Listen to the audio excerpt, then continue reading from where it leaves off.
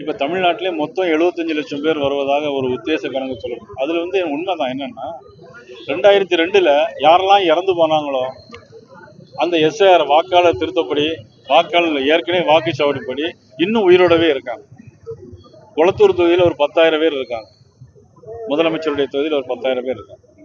அதெல்லாம் நீக்கிடக்கூடாது அப்படிங்கிறது தான் இன்னைக்கு திமுகவுடைய நோக்கமாக இருக்குது. முதலமைச்சர் அதுக்காக தான் கோர்ட்டுக்கு போனாங்க. கோர்ட்டுக்கு போயிட்டு கீழோடு என்ன பண்ணுறாங்கன்னா அவங்க வேலையை பார்த்துக்கிட்டே தான் இருக்காங்க. இது மத்திய அரசு கொண்டு வந்த திட்டம் அப்படின்னாரு. இது மத்திய அரசு கொண்டு வந்த திட்டம் இல்லை, யார் மத்திய அரசில் இருக்காங்களோ அவங்க கொண்டு வரக்கூடிய திட்டம் தான். 20 வருஷத்துக்கு இருக்க வாக்காளர்கள் சீர்திருத்தம் செய்யும், அவ்வளோதான். இதில் வேற குளறுபடியே கிடையாது. குளறுபடியே யாருன்னா நம்முடைய முதலமைச்சர் தான் குளறுபடி.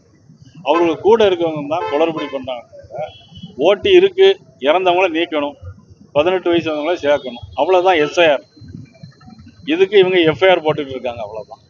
தாவேகாவை பாஜக கொண்டு வரதுக்கு தான் செங்கோட்டையன் வந்து பாஜக வந்து தாவேகாக்கு அனுப்பியிருக்கதா வந்து கருத்து பரவலாக பேசப்பட்டு வருது. எப்படி பாருங்க, அது உண்மையா இருந்தால் அவர் ஏன் சேகர் பாபுவை சந்திச்சார்?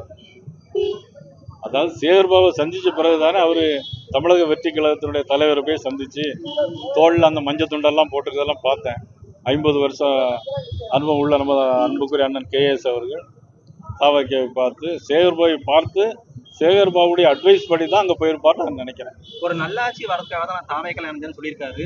பல ஆண்டுகளாக அதிமுக செயல்பட்டு வந்தார். அப்ப அதிமுக வந்து நல்லாட்சி இல்லைன்ற மாதிரி எதிர்மறையான கருத்துல பரப்புறதாகவும் சொல்றாரு. அதுதான் very வருத்தமான செய்தி.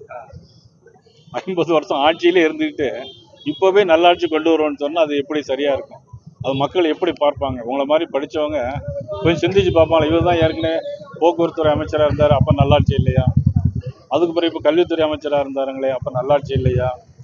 எம்எல்ஏ இத்தனை வருஷம் இருந்தாங்களே, அப்போ இவர் நல்லாட்சி சொல்லலையா அப்படின்னு கேட்பாங்கிறத அண்ணன் செங்கோட்டையன் அவர்கள் மறந்துட்டாங்க. கட்சி தான் தாவேகா, ஆனால் சட்டப்பேரவைக்கும் அம்மா படம் வைக்கிறதுக்கு வந்து தலைவர் அனுமதி கொடுத்துட்டாருன்னு சொல்றாங்க.